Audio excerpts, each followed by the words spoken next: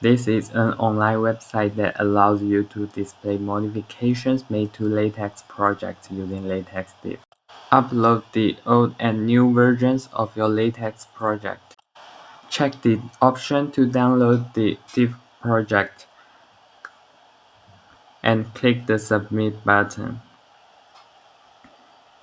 You will get a generated PDF displaying the modifications, and we have red and strike out for deleted text, and new text is displayed in blue, and new figure has a blue frame.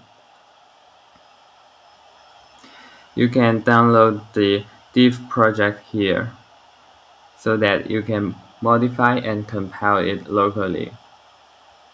We support changing the style for the old and deleted text. If you do not want to upload your project, you can also run it locally using a single command.